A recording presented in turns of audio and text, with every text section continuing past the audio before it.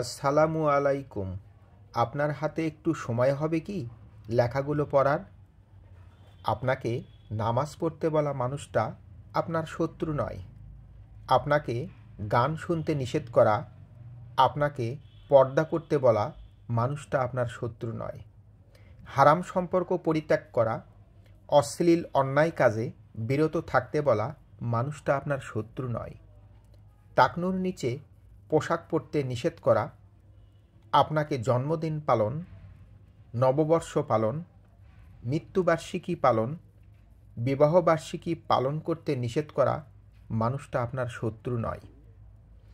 আপনাকে ভালো কাজে উপদেশ দেওয়া এবং খারাপ কাজে নিষেধ করা মানুষটা আপনার শত্রু নয়। প্রশ্ন জাগতে পারে, আপনি কি করবেন কি করবেন না সেটা আপনার ব্যক্তিগত ব্যাপার। এদের এত মাথা ব্যথা কেন আপনাকে নিয়ে?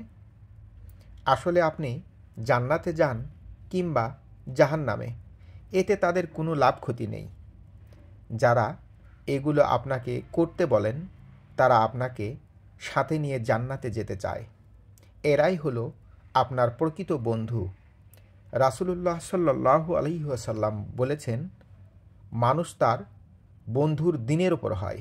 অতএব তোমাদের প্রত্যেককে দেখা উচিত যে সে কার সাথে বন্ধুত্ব স্থাপন করেছে।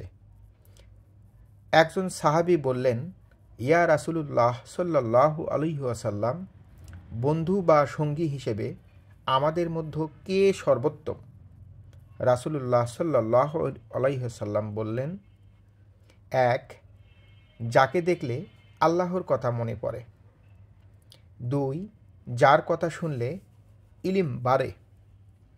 তিন, যার আমলে আখিরাতের কথা স্মরণ হয়।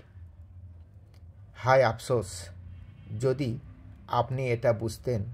আফসোস তাদের জন্য যারা এরকম প্রকৃত বন্ধু পেয়েও অবহেলা করে, ছোট করে, তুচ্ছ তাচ্ছিল্য করে। একদিন আপনি ঠিকই বুঝবেন কারা আপনার প্রকৃত বন্ধু ছিল। কিয়ামতের দিন কিছু মানুষ আক্ষেপ করবে আর বলবে, হায় আমার দুর্ভোগ, আমি যদি অমুককে বন্ধুরূপে গ্রহণ না করতাম। সূরা ফুরকান আয়াত ২৮।